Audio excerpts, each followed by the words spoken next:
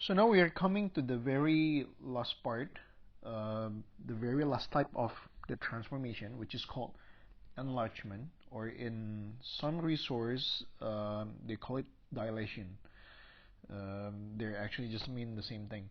So in the enlargement, though the name is enlargement, we can actually make it reduced. So then there are two possibilities. So then we can make it bigger, enlarge, just common enlarge, or we can just like make it like the opposite of the enlargement. So then we can make it smaller. Okay, so how do we do enlargement? For example, I give you already the original, this one, the red one here, the red one, the number one, that's the original shape or the original object. Then I enlarge, or actually I reduce it here. Then I go with this. Okay, so then coming from the original, I get another two shapes. The smaller one, and then the other one is in the opposite side. So what is if I already list down here, then you can see the list of the coordinates. So can you see a pattern over there? Once again, what is the pattern? Based on the coordinates. What is probably like what's also important is about scale factor. It's like how big it is increased, enlarged, or how small it is reduced, or just kind of like those things.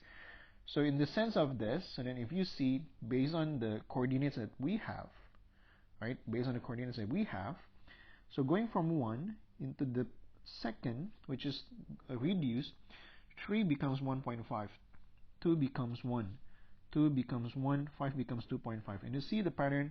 Oh, it goes like only half of it. So then and if you try to make the like, what is it, like the trying to find the center. So let's say I'm using the green. I can go this way, just make a line.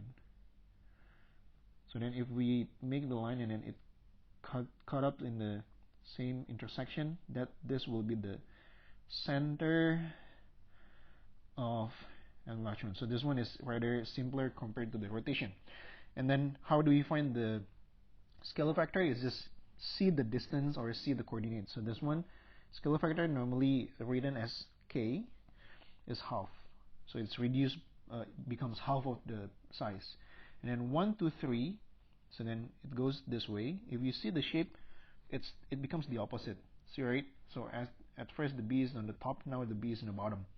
So then because that is the case, so then it should be negative.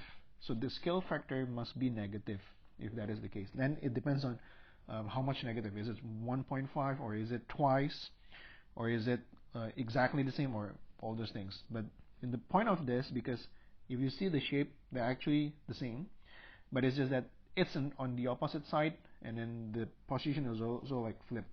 So then the k should be a -1 because it's actually exactly the same. It's just that that's on the opposite side. So then this is the idea of enlargement. Definitely you can make it bigger. That's kind of the main idea.